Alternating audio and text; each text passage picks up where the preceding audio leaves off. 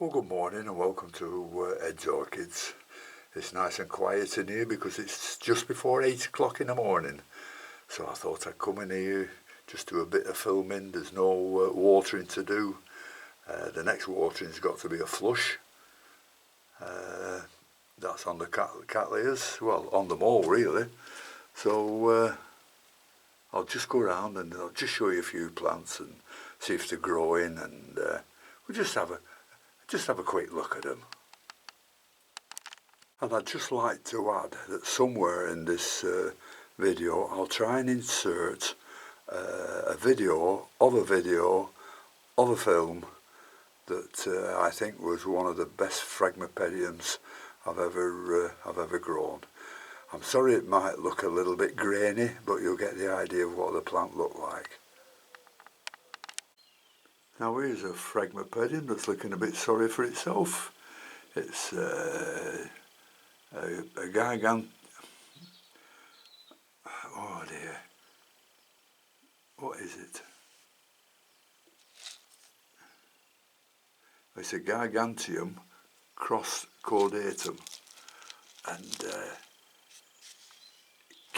there's a new growth there that looks fine. And this was a new growth, but I keep getting these little yellow spots on them.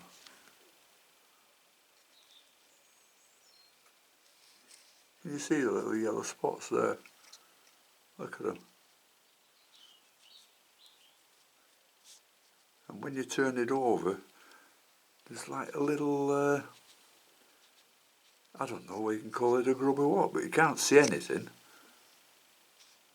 But anybody else been bothered with these little yellow spots?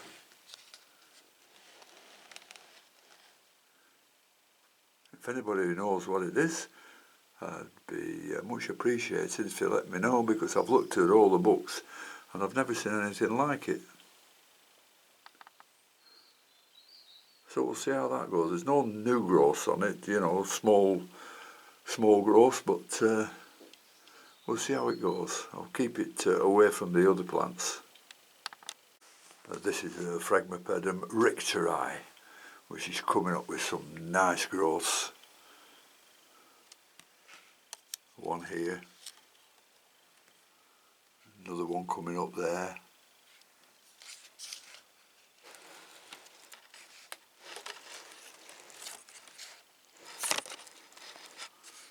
Any more around here? Get the leaves out of the way. Yep, another one there.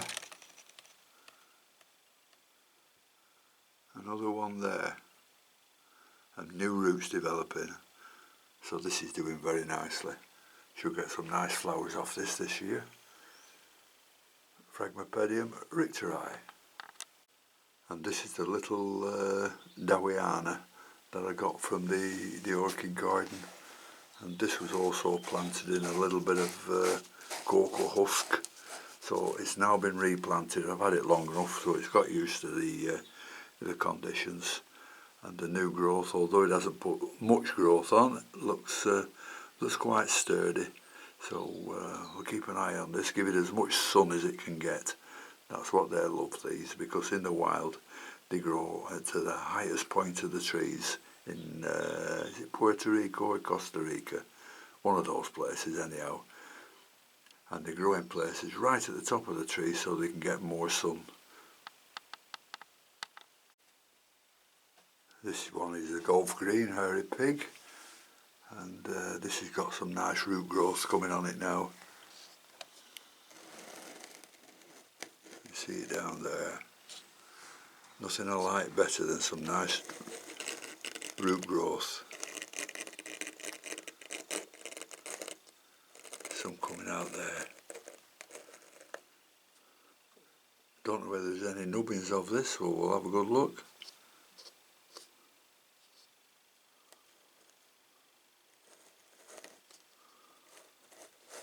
No, I don't think so.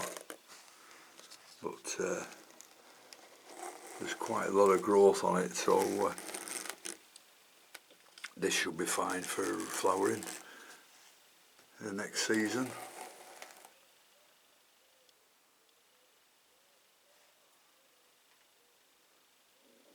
That's the Gulf Green.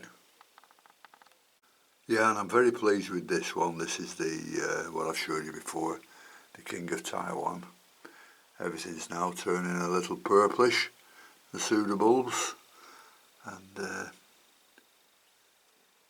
we've got two nubbins on the new growth with the roots coming out, so that's looking pretty good. Plenty of new roots on the way out.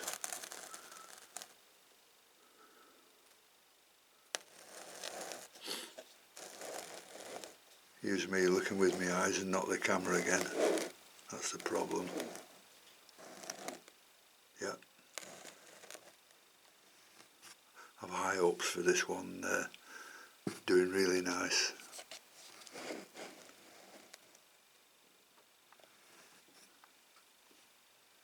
King of Taiwan. Lovely plant. And this is a young Phragmipedium caudatum, and this also has got a yellow spot on it. There. I'll see if I can show you the underside of it as well.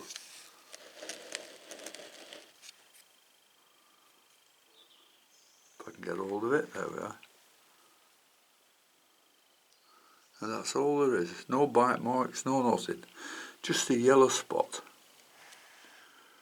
So I'm still trying to find out what that is, because this is the first time it's affected other than Olaf grosses. So it's just travelling a bit from plant to plant. So I've got to find out what it is and how to get rid of it. And you see here we've got it again on a Garum Weaver. Just a little yellow round mark on them.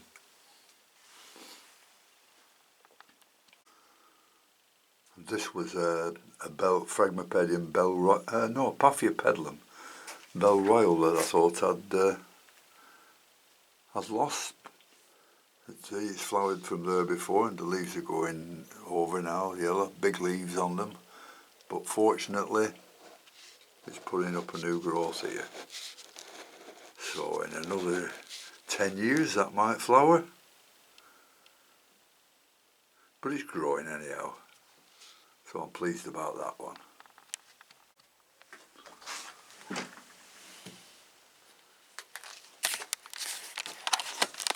Well, good morning everyone, and this is Orchids. So just one plant here, the nicest Phragmipedium I've ever grown.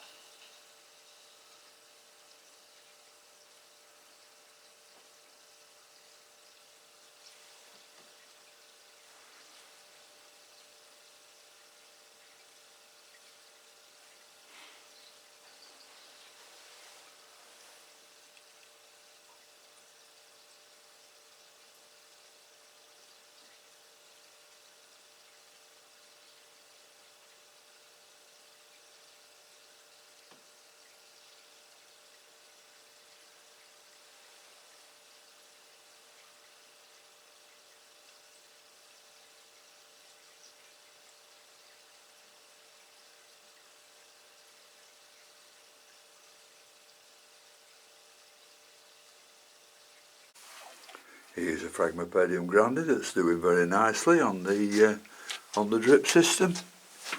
I think that's got quite a few new growths on it. Yep.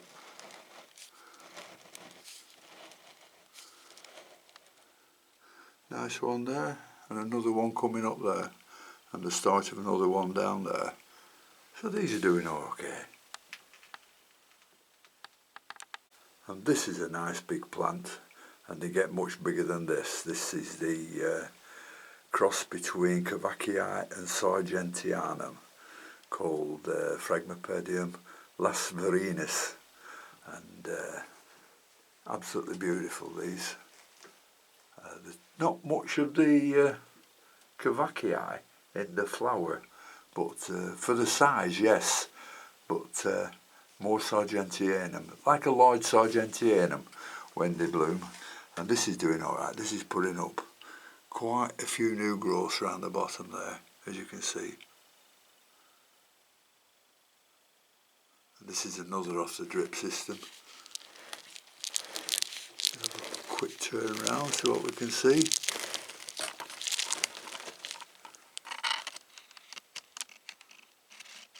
Whoops, just the leaves getting in the way there. No, that's about it. This is the old lot, which is floppy down here. The leaves are fine, they're alright, but it's just flopping over with the weight of the leaves. Phragmopedium lasverinus. This is the Angraecum sesquipedale, and the buds is coming up now. Look at this.